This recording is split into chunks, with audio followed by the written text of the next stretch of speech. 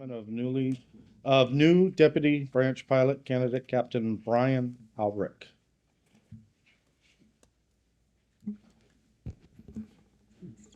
Good evening, Mr. Chairman, members of the board. Go ahead, Brian. I'd like to present Captain Brian Albrick as our newly selected deputy pilot with your approval. Captain Albrick comes with more than 20 years of maritime experience.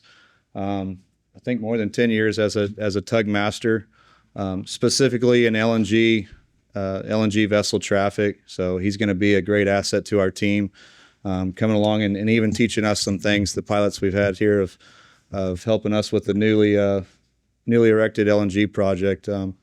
With y'all's approval, we'd like to start Captain Albrick as a deputy pilot to start his 2.5-year training process and give updates along the way if needed be. And I'll open the floor for any questions for Captain Albrick or myself. Awesome. Welcome. If I can entertain a motion. Motion. A motion by Commissioner Gutierrez and a second by Commissioner Reed. All those in favor? Aye. You get a motion to adjourn the pilots meeting. Thank you, Mr. A Chairman. motion by Commissioner Reed. Second. By Commissioner Gutierrez.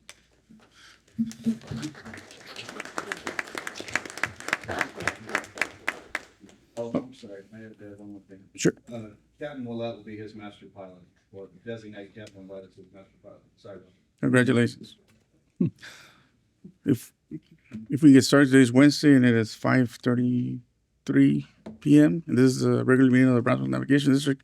Reverend, it's good to see you back. Can you lead us in a prayer, please?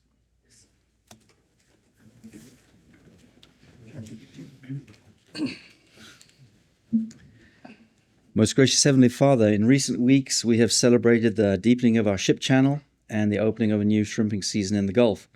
All of these activities declare that we are open for business, at the Port of Brownsville works and is at work, serving our nation on the doorstep of the Gulf with the best wild-caught shrimp, to sending and receiving products from ports around the world. With the growing scope of our activities, we are grateful to have received a new deputy branch pilot, Captain Brian Albrecht, to the team of pilots who keep vessels moving safely to and from our docks. May your blessing be upon him as he makes the challenging that keeps this port working. Today is the official opening of the shrimp season, and we pray for all those who have set sail to reap this harvest from the deep.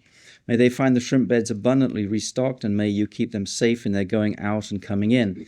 We pray the words of the psalmist over them and our loved ones as we say, May the Lord be your keeper, may the Lord be your shade on your right hand, may the sun not smite you by day nor the moon by night, may the Lord protect you from all evil, may he keep your soul, may the Lord guard your going out and your coming in from this time and on and forever. Father, we thank you for your faithfulness to hear our prayers and keep those who go to sea on our behalf, who bring us its abundance and the abundance of other nations, whose products supply our need, our comfort, and our way of life. We pray for our meeting tonight. May it continue to cause our work here to prosper through Jesus Christ our Lord. Amen. Amen. Thank you, Reverend. Will y'all join me in the Pledge of Allegiance? Pledge allegiance to the flag of the United States of America and to the republic for which it stands, one nation, under God, indivisible, with liberty and justice for all. Honor the Texas flag. Honor the Texas flag. I pledge allegiance to thee, Texas, one state, under God, one indivisible. Thank you. Good evening, Chairman, Commission. With your authority, if we can move forward to the presentation section and a presentation regarding Brownsville Public Utility Board 2026 to 2030 strategic plan. Please do. Presentations. Yes,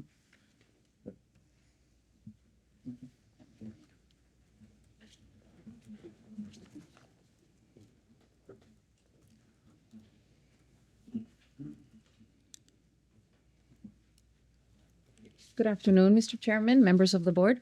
My name is Constanza Minor. I am the Chief Administrative Officer for the Brownsville Public Utilities Board. Thank you for the opportunity to present our strategic plan before you today. Next slide, please.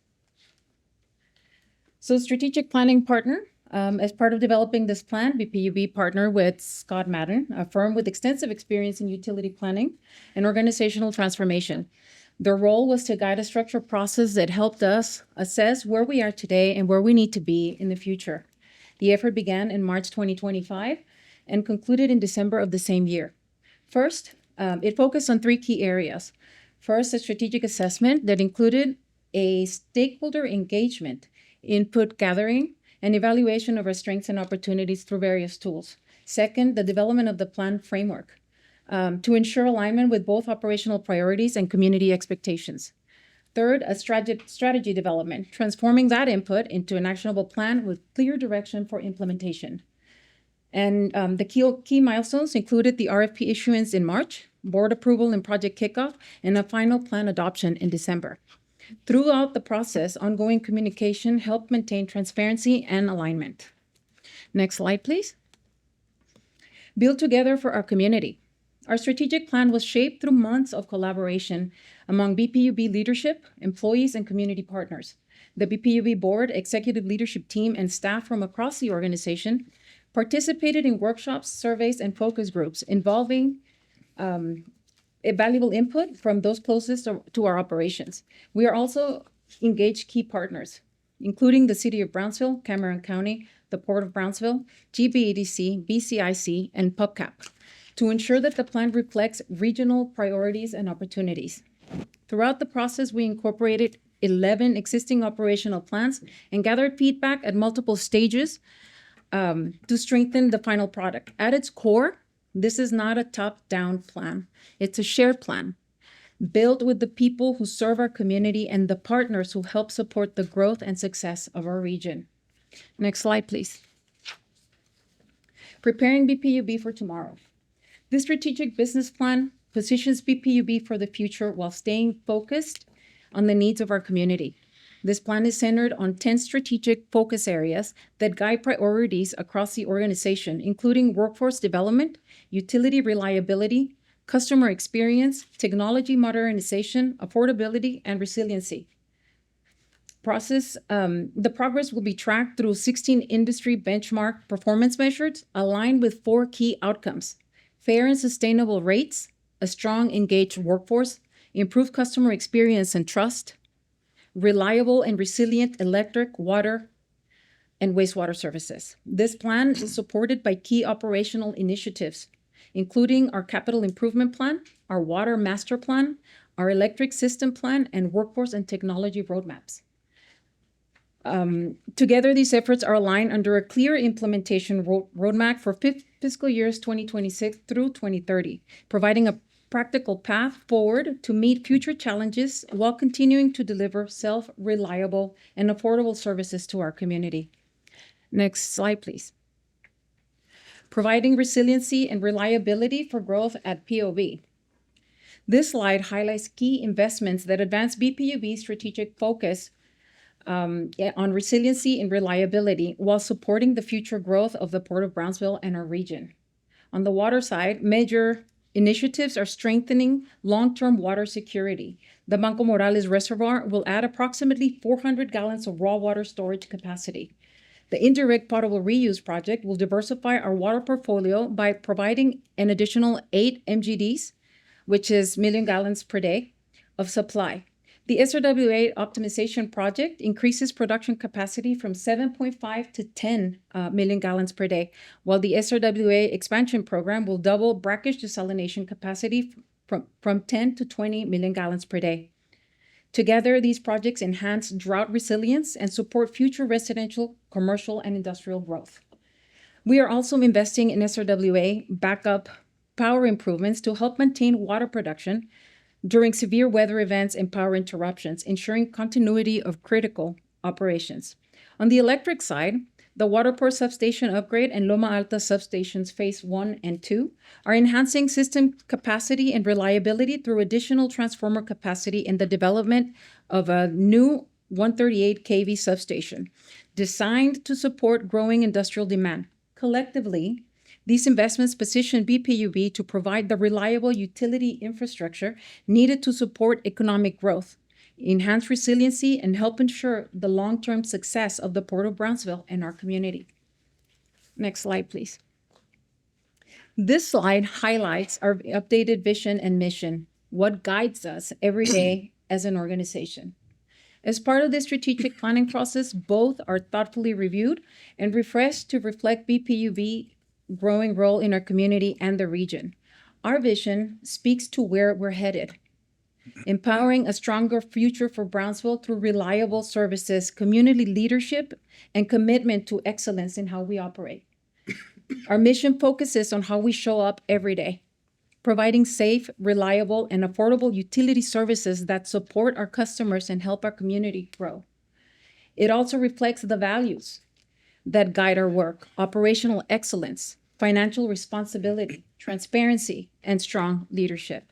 Together, these statements set a clear direction for BPUB, grounding our work today while keeping us focused on the future we are helping to build. Next slide. BPUB strategic focus areas are closely aligned with and support the city's 6 pillars. Our focus on affordability helps drive economic development by keeping rates competitive for residents and businesses. Investments in infrastructure support thoughtful planning and sustainable growth across the community. At the same time, improvements in technology and system reliability enhance overall quality of life. Our focus on governance strengthens accountability and transparency in how we operate. In short, we're not just delivering utility services. We're actively supporting the city's broader vision for Brownsville's future. Next slide. Our strategic business plan is built on transparency and accountability to the community we serve. The full plan, along with the KPI dashboards and progress updates, is publicly available at sp2030.brownsville-pub.com. We also provide quarterly updates to the board and city commission, sharing measurable results with clear progress. This approach ensures that every commitment is tracked and every goal remains visible and accountable to our community. Next slide. This concludes the overview of the BPUB's 2026-2030 strategic business plan. At its core, this plan is about being thoughtful in how we grow, disciplined in how we operate, and accountable to the community we serve. It gives us a clear path forward while staying focused on what matters most: delivering safe, reliable, and affordable services. We're proud of the work behind this plan and even more focused on delivering on it. Thank you again for the opportunity to share this with you this evening and for your continued partnership in supporting the future of Brownsville. I'd be happy to take any questions.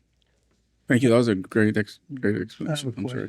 question. In writing your strategic plan, who did you speak with at the port?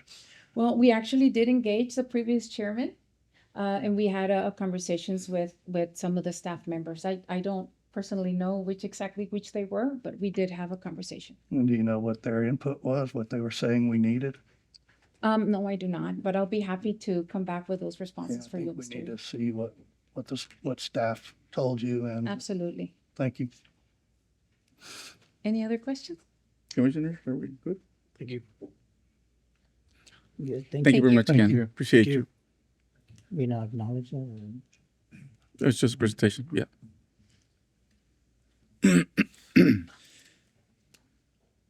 All right, Chairman, if with your authority, we can go back to a public hearing. Do you mind if we take that at the end?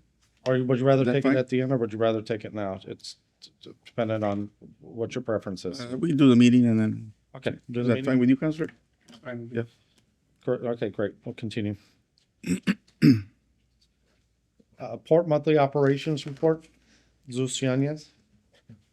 Good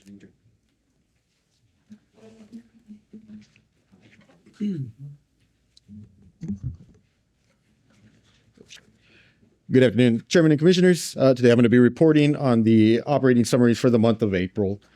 On our first slide here, we can see that for the month of April, vessel and cargo revenues came in at $1,699,632.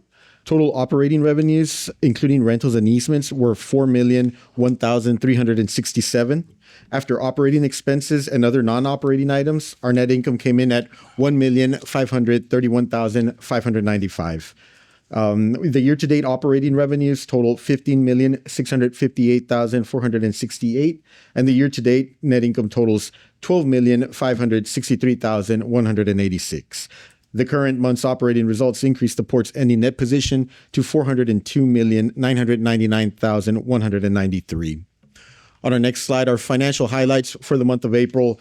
The total lease and pipeline easement revenues of 1,761,229 represented 44% of that month's total operating revenues, with those revenues being comprised of the turning basin, 1,496,389, from the fishing harbor, 56,618, from pipelines and easements, 208,222.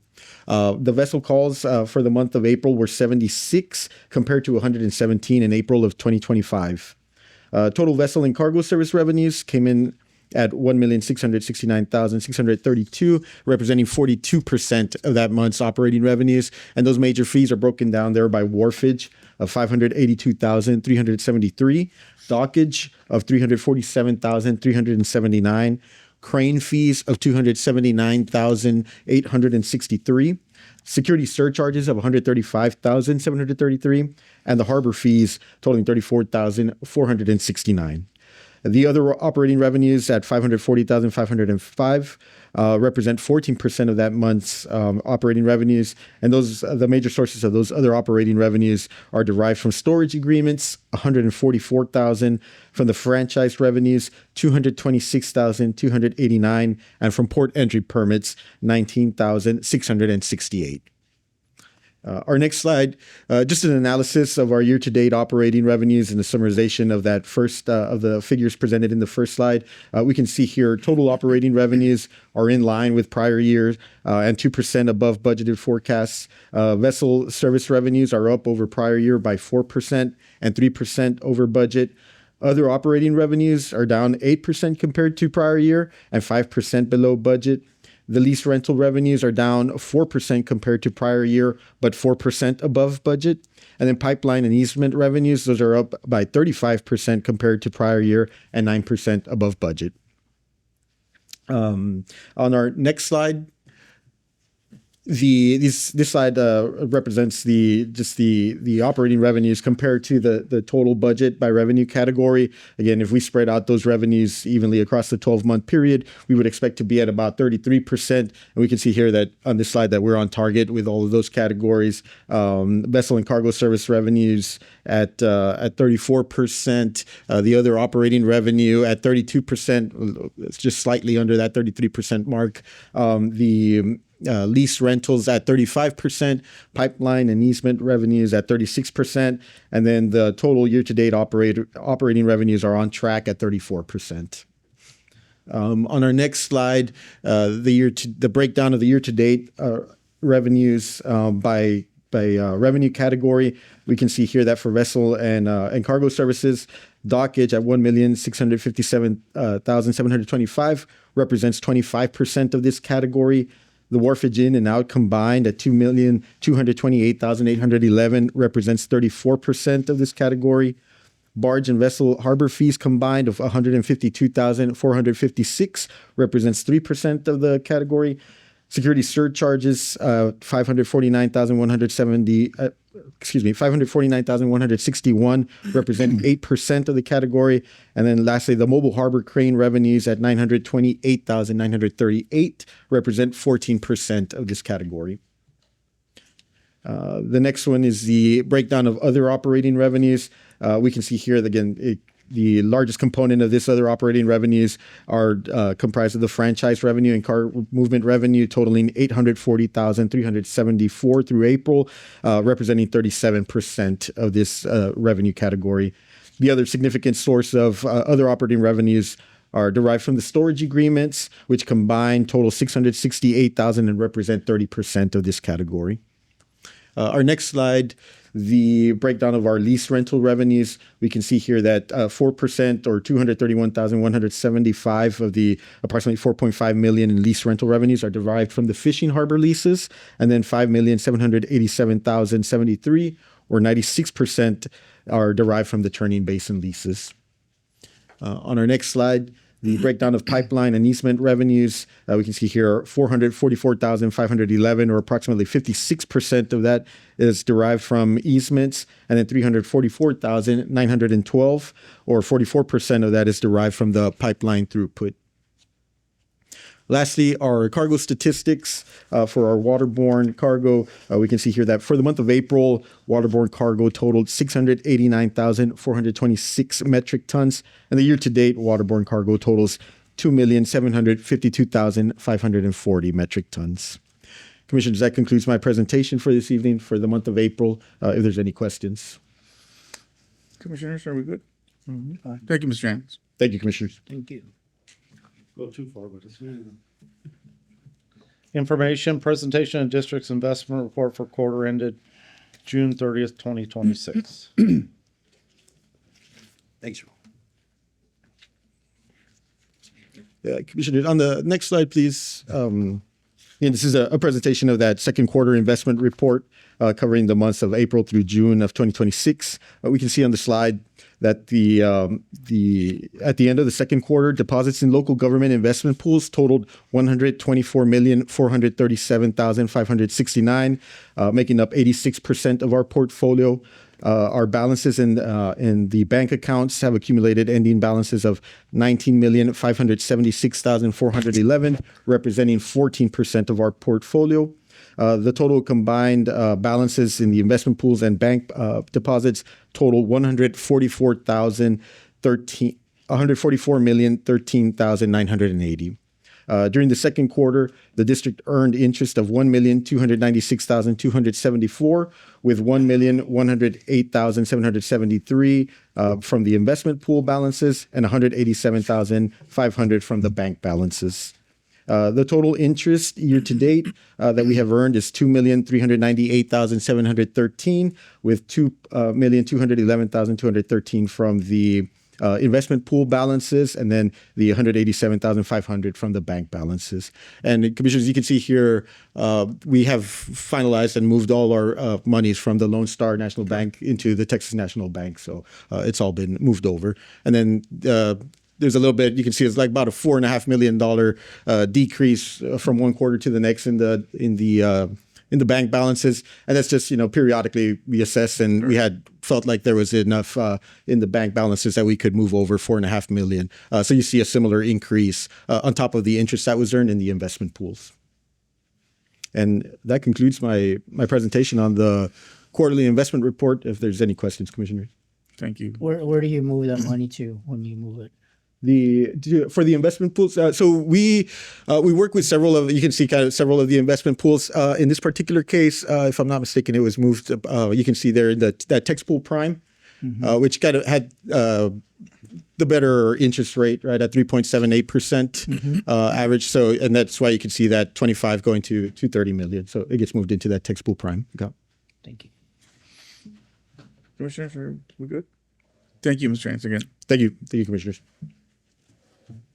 Thank you, sir. Chairman, Mr. Dietrich, I know we're taking the public hearing out of order. Was anybody signed up for public audience on the regular meeting agenda?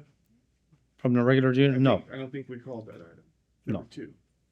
no. Is We don't anybody have, we didn't have anybody for Mr. public comment? Okay. No. All right. Good Thank- catch, Councilman.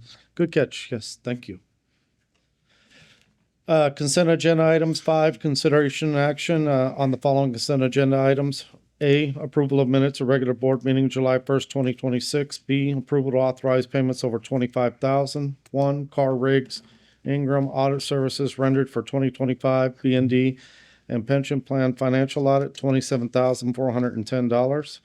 2, HDR Engineering Incorporated engineering services for Cargo Dock 3 Phase 1 project, $107,134.50. So moved. I have a motion by Commissioner Reed and a second by Commissioner Gutierrez. All those in favor? Aye. Aye. Action item 7, consideration action to declare one structure located in the fishing harbor as surplus to the district's needs and to authorization to disposition. Authorize its disposition. Excuse me. Salvage auction team has identified one structure located in Fishing Harbor that is in poor condition and may cause a hazard. Therefore, SAT has requested for this building to be declared a surplus to the district's needs and to authorize their disposal according to the policy for disposition of surplus, salvage, or unclaimed property. As it is SAT's usual procedure, any metal that can be salvaged will be sold for $1 to one of the local metal recyclers, and remaining waste will be hauled to the landfill. Disposition of property forms, photos are attached. It would be beneficial for the district to clear these sites to allow for the next tenant for a fresh start. Salvage auction team recommends that the Board of Commissioners declares the structure on the site as surplus to the district's needs and authorize its disposal. So moved. Motion approved. I have a motion by Commissioner Garcia and a second by Commissioner Gutierrez. All those in favor? Aye. Item number 8, consideration action on assignments, negotiations, easements, subleases, and contracts in general. 1, Car Power Valley. On April 15, 2026, Board approved authority to negotiate a new lease for parcels D, E, F, G, H, I, and 4 identified in the attached aerial with Car Power Valley Incorporated as negotiating period is set to expire on July 14th, Chief, 20. if I can stop you, all they're asking is for a 6-month extension. Yes, yep. If I can get a motion. Motion approved. Motion by Commissioner Gutierrez Second. and a second by Commissioner Reed. All those in favor? Aye. Thank you. It was a long thing. You didn't have to read the whole thing. But I'm always willing. Always willing. Thank you. Item number 2, number 2, easement. City of Brownsville requesting 20-foot ingress easement across currently leased Lone Star Bank for the purpose of allowing access for emergency vehicles. So moved. The only question I have, Counselor, I want to go ahead to is Commissioner. I'm assuming they've been using this road all the time. Why are we all of a sudden having to give them an easement, or why are they No, requesting an easement? I don't think this has been used. It has not been used. It sure looks like it's been used. If I can put my 2 cents in, today I went to see it and they're barely using it because it's not even a road. They just put some, but Mr. Martinez, I don't know if we can. I know this is a part for the fire department, but this road leads to the PUB thing, Counselor. To the Substation. The substation, Yeah. correct. So maybe between both of them, they can do some type of street maintenance because it's not a caliche road anymore. It's just a dirt road. They've never done any maintenance to that. the easement says that they're gonna improve the That- easement. But the middle part, not the road that leads to there, correct? The easement that goes to BP. Yeah. On the road to BP, there's an easement for BP. We can add that. Yeah. Because they want to improve from that to there, right? We want them to get the whole thing. That's fine. It was only 2 cents. That's fine. Are they gonna pave it? I wish. No, I'm just Sound like curious. They're paving this easement. That's what I'm saying. They got to connect with the fire department and You're saying you want PUB. to pave both. Well, at least to get to there, it'd behoove them to do it all the way to the substation. My suggestion would be then to table it so that we can take that back, and bring it back to you. Motion. Guys, want Good idea. a motion at the table by Commissioner Gutierrez, Second. second by Commissioner Reed. All's in favor? Aye. Thank you. It's a good idea. Bids, agreements, purchases. 9, consideration action on a grantee operators agreement between the Brownsville Navigation District Foreign Trade Zone number 62 and International World Transportation Corporation. Mr. Rodriguez.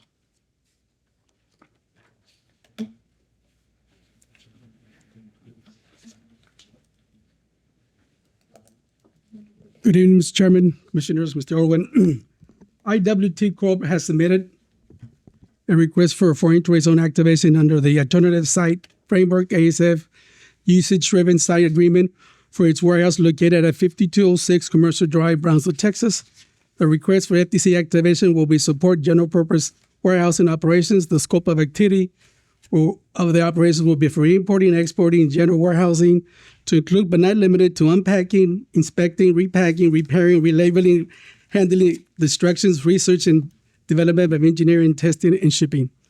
All the necessary documentations have been provided and the request has been reviewed for compliance for applicable FTC and U.S. Customs requirements. This agreement is ready for your consideration.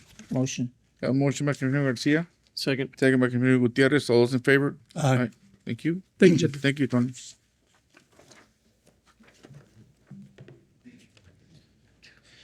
It's true. Item number 10, consideration action on change order order 1, project acceptance, release of final payment, furnish and install new fenders for Oil Dock 5 and Cargo Got 10 and repairs to Oil Dock 6 project. Pretty much in a nutshell here, gentlemen, it came in we were going to get an $18,000 decrease in the overall order.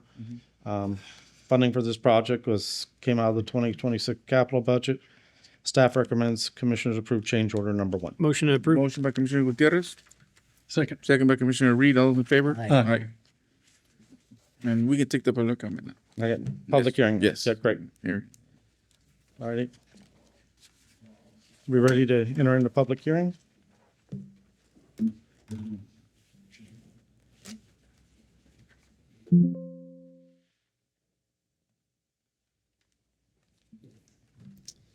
Good afternoon, Chairman, Commissioners. For the record, my name is Sharif Bonella. I serve as the president of the Brownsville Rio Grande International Railway, currently managed and operated by Omnitrax under a master franchise agreement with the Port of Brownsville. Joining me today is Mr. Ryan Dreyer, Chief Commercial Officer for Omnitrax, Mr. Jeff Goucher, Vice President of Sales, and Mr. CJ Talley, Director of Pricing and Yield Management for Omnitrax. Thank you for the opportunity to appear before you today, to the Commission and to the public, to explain our commercial rationale behind the tariff adjustment schedule to take effect on August 1st, 2026. Our team has prepared a brief presentation outlining the market analysis supporting the adjustments and the basis for the revised rates. With that, I will turn it over to Mr. Ryan Dreyer, who will lead the presentation. Thank you. Ryan. Sharif. Good evening, Chairman and Commissioners. Well, if everybody can hear me, it doesn't sound like it's on. So as Sharif mentioned, my name's Ryan Dreyer. I lead the commercial team for Omnitrax, have worked for Omnitrax in this position just since mid-January, but about 25 years in the rail industry. So we first want to start out, whenever we talk about pricing for our services, it's important to talk about the service we deliver and ultimately our value proposition for our business partners and rail customers. And that's safety, service, delivery, and growth. So I want to start here for a minute on those topics. If you can go to the next slide, just starting with safety, the following slide, please. Okay. Safety is the most important thing we do at the railroad. As many businesses here at the port, railroading is an industrial business with a lot of risk factors, major implications for our employees, of course, but also for our customers' employees and the broader port community. Our objective every day is to work without incident. Employees go home safely. Shipments are delivered without disruption. For customers, that means minimizing service interruptions that impact their supply chains, timely delivery of rail service. BRG has delivered, if you look at the safety statistics here, these are KPIs that we share with the port on a monthly basis, and these stats show 2023 through 2026. Both employee injuries, when you look at FRA reportable average injury frequency, is 0.79. That's the same standard that OSHA measures as well. BRG versus the industry is about 1/3 the safety rate. So we're very proud of our safety culture here and safety performance. The second metric is FRA reportable train accidents, derailments essentially. It has been 4 years since BRG has a railroad caused reportable service incident, and so there's not been service disruptions because of that. That's maintaining our physical assets, the tracking equipment that we bring in to eliminate defects and ensure that we don't have those interruptions. So that's the safety side. Next is service. So you can see over the 80,000 units that we move, we're at a 99.6% service score. And that's measured delivering service on the scheduled day of service for each and every customer. 5 of the last 6 years, we've been above 99%. Omnitrax in general is about 98% across our railroads. BRG, as it happens, is it's complex. It's a dense operation.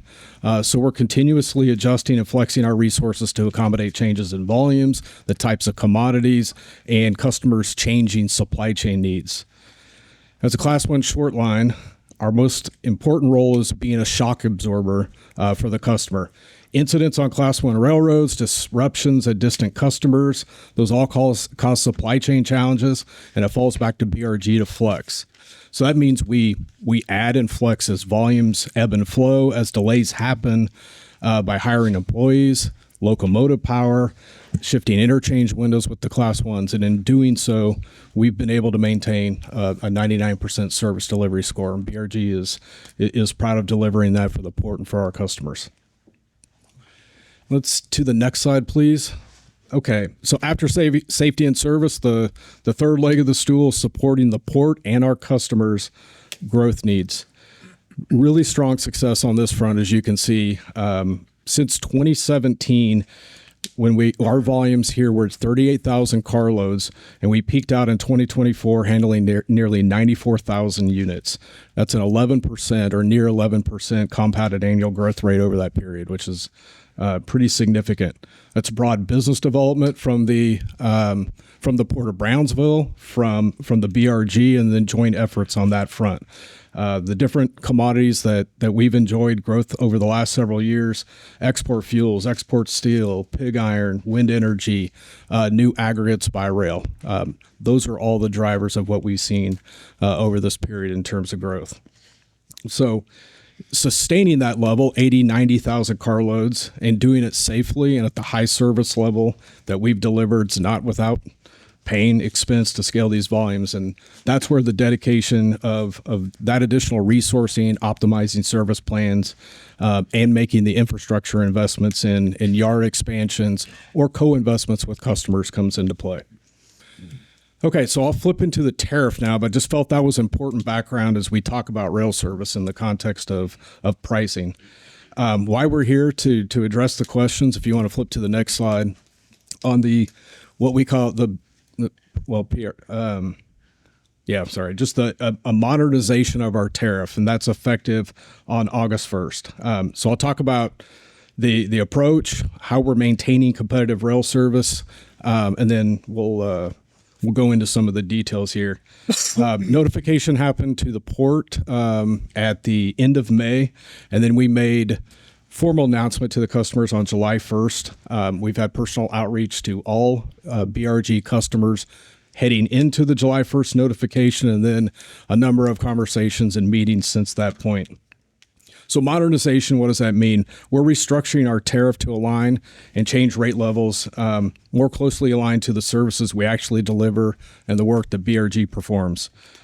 This started about 18 months ago at OmniTrax. We have 35 railroads. We've done about 30 railroads. We've gone through and restructured the tariffs to align with the work events that we perform on the railroad. And it's very operationally intensive. You go out and review every property. We've done that here at the BRG over the last year.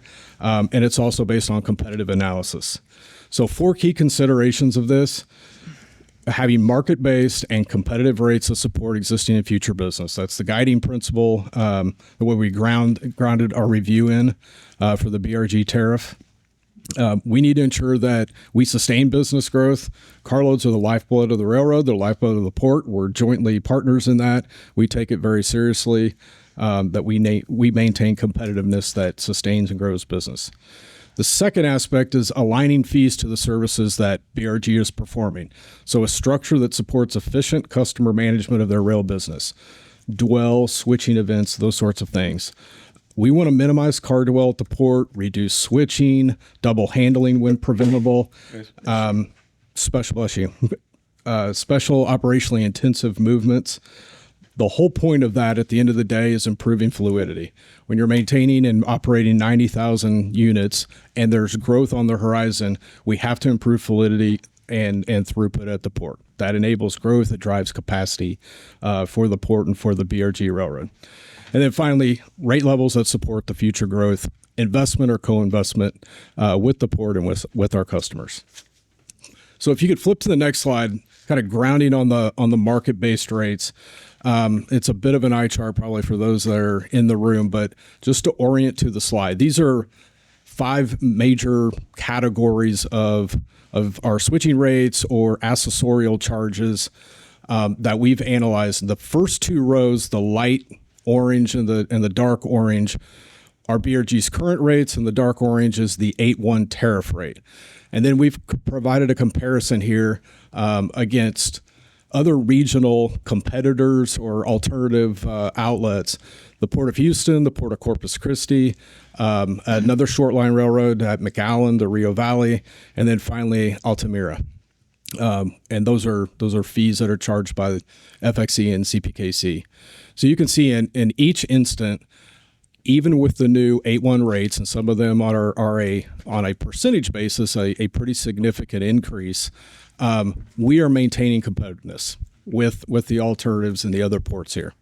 So you can go down the list, but that's just the comparison. You can look at the orange versus these alternatives. Okay, second is the next slide, please. This is just a summary of that, of each of the different charge categories and giving some perspective on 2017 rates. So the BRG and Omnitrack started operating BRG in 2014. We took one small increase in 2017 in the first 3 years of our operation of the railroad. Our rates have been unchanged for 7 years between 17 and 2024 when we made the last adjustment to the BRG tariff. And it's been about 2.5 years now since the 2024 adjustment and where we are today with our 8-1 tariff that has been announced. So you can walk through and just see those rates, and we can come back if you have questions. But the market comparison is essentially what we just showed on the prior slide, where we are either below or in range with competitive alternatives in the area. Okay, and the last piece of information just wanted to show that looks like the title got kind of truncated there. You can go to the next slide, please. Yeah. So this is just a longer history indexing the BRG rates, which are the port lead, the non-port lead, and the international switching rates. Those are the BRGs. Also, the first two, the blue, are cost indices represented by the Consumer Price Index, and then what is the rail industry standard published by the Association of American Railroads, the AIILF. It's all-inclusive index, less fuel. The point here is just to show that over time, it tracked fairly closely to what costs in the industry and costs broader in the economy were doing through about 2020. Since that time, as we are all well aware here, inflation has taken hold. It's caused a significant increase in all of our costs, but BRG rates simply have not kept pace during that time. So that just gives you a little bit more context about how our rates have stacked up. That's the end of the information that I had planned here. Sharif, do you want to close out any comments? No, thank you, Ryan. That concludes our presentation. We appreciate the opportunity to present the commercial basis for these proposed rates and tariff adjustments. We'll do our best to answer any questions, and where questions stand beyond the scope of today's hearing or require additional information, we'll be happy to follow up with the commission if it comes to it.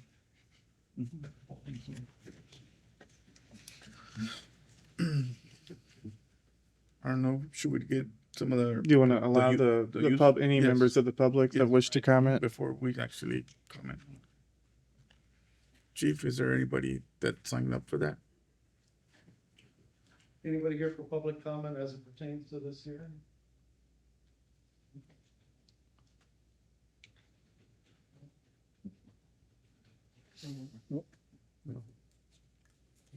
Gentlemen, the floor is yours.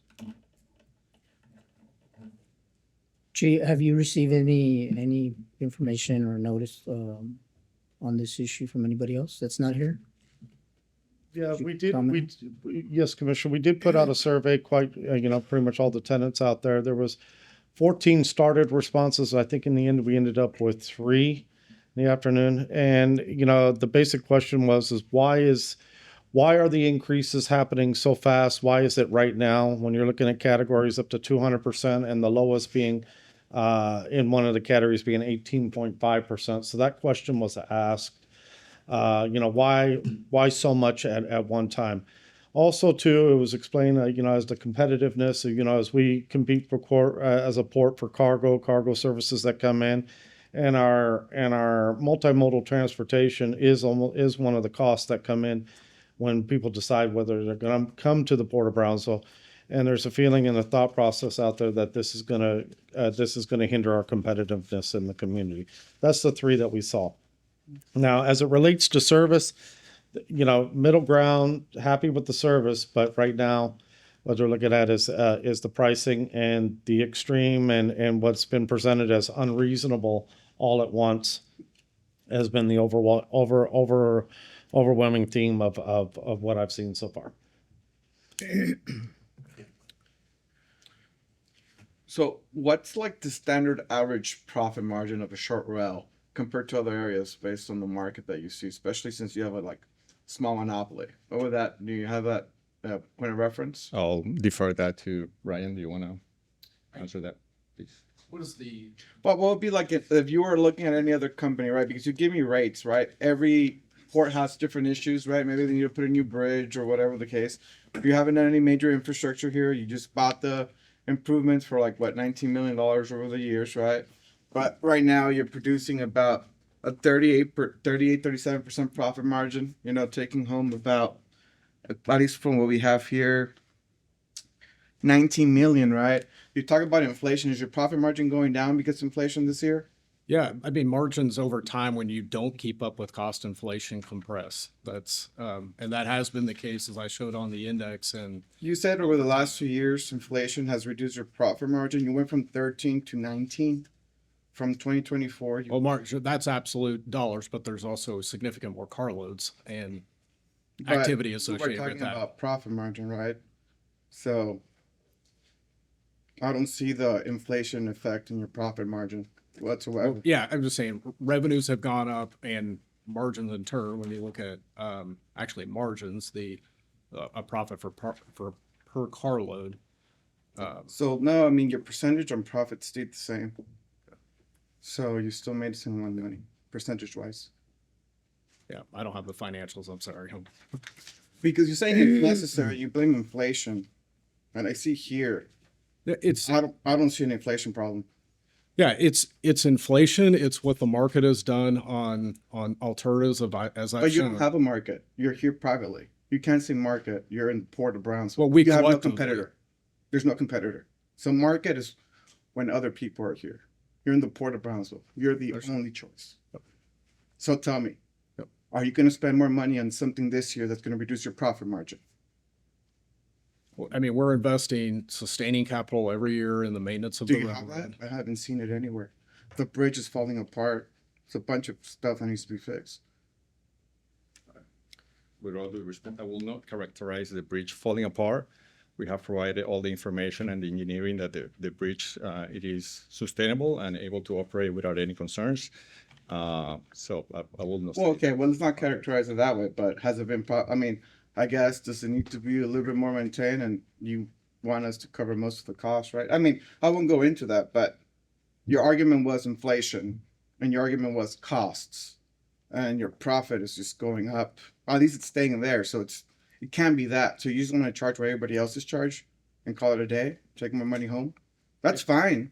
But I just want to know that's the answer.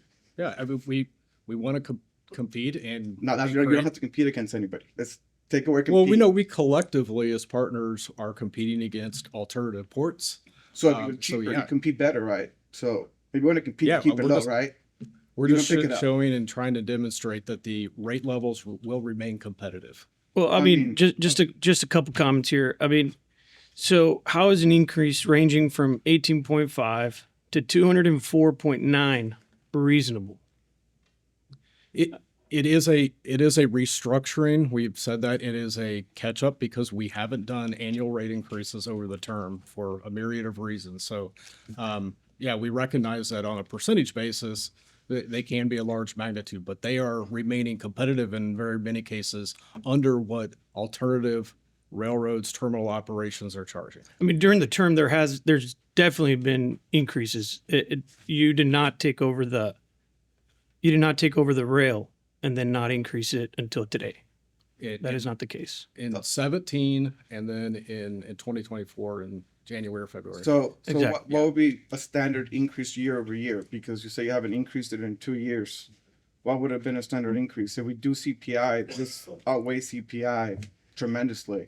So, I mean, I know you want to compare it to Houston and all these other ports, but each port is unique, right? So forget about the other ports. Focus on your costs here. Based on your costs here, do you have something that's reducing your profit? Yeah, I mean, Because I don't see it here. It's not here. You can't say last year I lost money. You didn't. no, we haven't characterized that we've lost money. Well, okay. But How would your you character- characterize the relationship between the port and Omnitrax? It is a good relationship. It's a good relationship. It's not adversarial. No, I will not characterize it as adversarial. From 2023 to 2025, profits only increased, I mean, from 7.5 to 20, almost $20 million. Is that accurate? Profits for who? for you. So I do understand the question, Commissioner, and I respect that, and I understand the concern. Today's discussion is not about Omnitrack's overall financial performance, profits. It's about present overview of our proposed tariff adjustments and But it commercial is rationale. it messes with our competitive Yes, advantage another port. here at the port. Correct. And that's why we have benchmark against other ports. So we can show that although the rates are being adjusted, we're still below what other ports around the area are charging. Therefore, if an argument could be that there are But when growth is leakage of- going up, why do you have to increase your rates? And that growth is not because of business development that you all have failed to do. It's because of other factors that are weighing in. So growth is going up, and at the same time, you're increasing the rates. that's Doesn't make correct, any yes. sense. While profits are clearly increasing, is the concern more towards profit than to economic growth? No, the concern is not about profits, and we're here to discuss the financial results of the BRG of Omnitrax, nor put ourselves in a position where we're disclosing information that is legally protected by the Texas Private Information Act. We're here to explain the rationale is beyond or why we're increasing the rates, make note that to the public, and be able to answer any questions that is within our legal guidance and support. Well, I just want to know why it's necessary then. You're not, so if you don't need it, you just want it because you're I mean, I would say someone needs something if you don't cover your costs, right? And I think the problem is here, look, I'm a private business owner. I compete against people all day, right? If I can make 30%, that's great, but I have 20 other contractors behind me, right? You're one person. So I have a problem when your profits are above 30% and you're the only one in the playground and nobody else could come and play, right?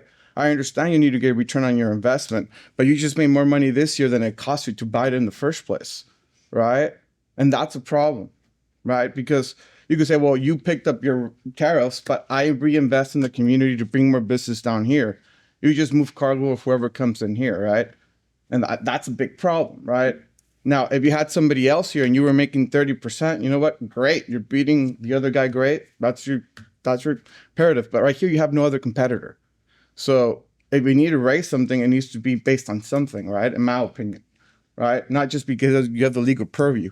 And your contract says it has to be reasonable. And I guess you could argue with other rates, but if I base it on here, just on the port, I think it's unreasonable because our cargo is not a main source of income for the port. It's part of it. And you're squeezing our tenants, and maybe they end up going to another port where it's just easier to transload it because their costs are prohibitive here, right? I cannot tell you what the effects are, but I could tell you from a company profit perspective, you don't need it. You just want it. And 205% is reasonable. Once again, we're not here to discuss our financial performance. Thank you for the answer. so just to make it clear, you're not going to make any less money this year. It's not inflation. Once again, I'm not able to discuss our financial performance. I don't want to elaborate whether we're gonna. You're a franchise. You have a monopoly in a port. You should be able to disclose it, especially in the port you're at. You have a monopoly here. I mean, you're the only choice, right? You all need to go back to the drawing. Well, then, so if you do, well, then disclose it now. You do guys have our report. Exactly. So tell me now, are you going to make more money this year? Are you losing this quarter compared to last quarter? Are you making less money? I mean, you have to have your audited financials, I'm sure, right? You do quarterly reviews? We do, yeah. What was your last quarterly review? If you do annually financials, you do quarterly reviews. What's your last quarterly review? I don't have the information with me. Can you get it? What's your position at the Come back to company? you guys and discuss this on a public setting. Yes, sir. What's your position at the company? Chief Commercial Officer. And you don't have the quarterly reports? We do have it. I don't have the BRG specific audited financials with me. Did the BRG ever consider to phase in any of these massive increases? Yeah, we did. Was it ever part of the conversation at any point? Yeah, we just looked at the competitive comps of the rates and have confidence that these rates are competitive for the ports, for the alternatives. So we're having and will have and invite in individual conversations. If there's impact when we're having one-on-one conversations with our customers, port tenants, and there's a legitimate The port reason- tenants are not going to say much for fear of retribution. Yeah, you're a monopoly, dude. They're not going to talk. They're not going to get up there and talk and rail against you. No pun intended. Going back to the question I asked. So it was 60 days, right? That you gave customers to the port and to the customers? 30 days. 30 days. Yeah. So an increase of 18.5 to 204.9% on a 30-day notice. That's correct. Do you think that's reasonable? Yeah, I think there can be pain points. Is why we called the customers with advance notice. We did the formal notification on July 1st. We wanted to give the port time to review, and we answered some questions back and forth to the port director.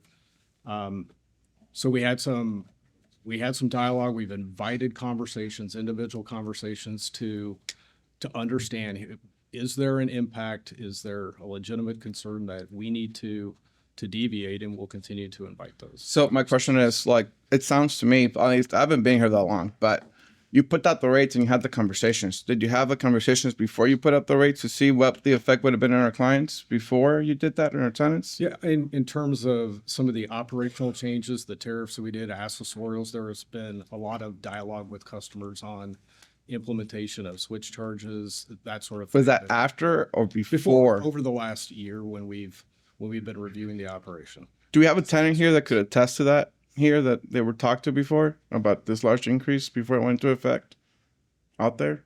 I don't know. If we do, Commissioner, they're not gonna wanna come. Okay. Oh, that is true. Because of what Commissioner Garcia just said. Do you think this puts ourselves, this being us, the port, the region, the area, at an economic disadvantage, long term? No, I do not. And as I wanted to reiterate, that's why we did the extensive analysis on competitive rail rates. And we also looked over our network of 35 other railroads. We do 350,000 carloads a year. We have a lot of market intel, what the class ones are charging. From a rail competitiveness perspective, we're not going to put ourselves in a position where carloads are again, I said, the lifeblood of the business. We do not intend to lose business, and we want to continue to promote economic growth here. That is the goal. You can't lose business in our port. You're a monopoly, number one. Number two, we'll lose a tenant because then they won't be here because the rate's too high. But you won't. If they're here with you. So you can't say you're going to lose business. They maybe lose a little bit less cargo, but you're still going to be the only choice. I mean, I get when you say market, but there is no market here. It's you. It's a great position to be in. So, congratulations. If I can interject just a little, just like I did back when Mr. Chavez, that worked for you guys, was with you guys. And I'm hesitant to say because I'm in the surface transportation industry. So, like I told Mr. Chavez before, with all due respect, by you guys increasing your rates, you're making our business more competitive against you guys. And so keep in mind that we have an overweight corridor.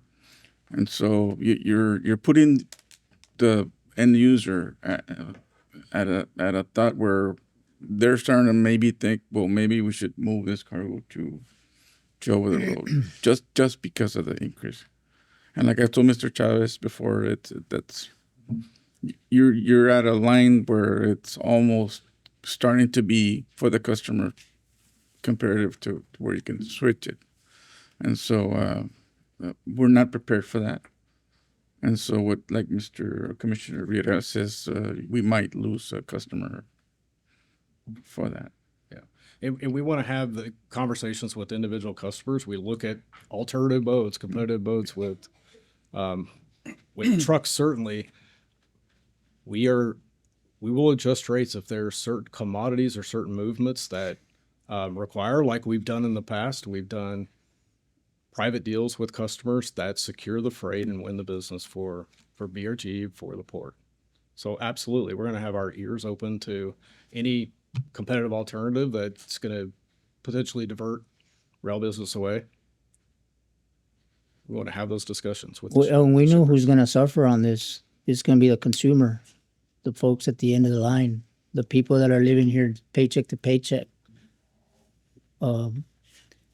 And to do this, in this region, when we're just now everything's going well for us, and you're coming in and creating this power grab and taking your money elsewhere, it doesn't sit well. And it's not going to sit well with this community. You can sit there all day, all night, and talk about how you're increasing the business development and you're increasing the infrastructure investments. But we haven't seen anything. And I know I've only been here a few months, but I know I'm not naive to the stuff that hasn't been done out there. So I can't see how you can sit there and ask for this increase in this rate. I would ask that you guys go back to the drawing board on this and talk to your folks in wherever, in Denver or wherever you're at, and visit with them, because this is going to put a chokehold on the economy of this area. This is going to put a chokehold on the folks that are trying to come in and do business in a very unique part of the country. And we can't compare ourselves, like my colleague says, to Houston, to Los Angeles or whatever. We're on the border. We're trying to do better for our region. Then this is not going to help. So on with this, I can't go back and say what was in the mind of the commissioners back in the day when this agreement was signed, but at least they were smart enough to put that for 5 years we could regulate your rights, and after that we need to say the only way we could push back against you is if it's reasonable and unreasonable, and there's a whole process for that. So I'm just going to go ahead and just say this on the record. I believe these are unreasonable rates, and hopefully we'll continue down the process on that. That way we'll see what ends up happening, because sadly the people come to the valley for many reasons. We have a lot of hunting and a bunch of stuff, but mainly is we have untapped cheap labor, right? And that's why a lot of people end up coming here. Sadly, I wish we had something more. Now we have SpaceX, right? We're finally becoming something, right? But the problem is when you have untapped cheap labor, but you have expensive rail and other stuff, it's no longer an attractive for them, right? So I don't want to say I want to be cheap, and that's why they come here, but I want to keep companies a reason to keep coming down. And having the same price as Houston is not going to make them want to come down here. You might as well stay at Houston, right?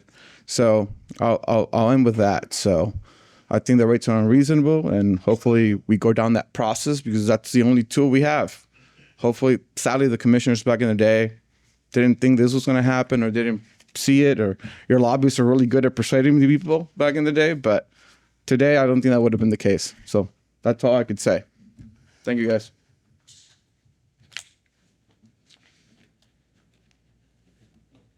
Commissioners, you don't have any more questions for the gentleman? Thank you, Mr. Lee. Thank you. Thank you. Alrighty, Chairman, that closes public hearing. I know we have an item for executive session. Can I get a motion to go? Motion. Motion by Commissioner Gutierrez. Second by Commissioner Reed. All in favor? Aye.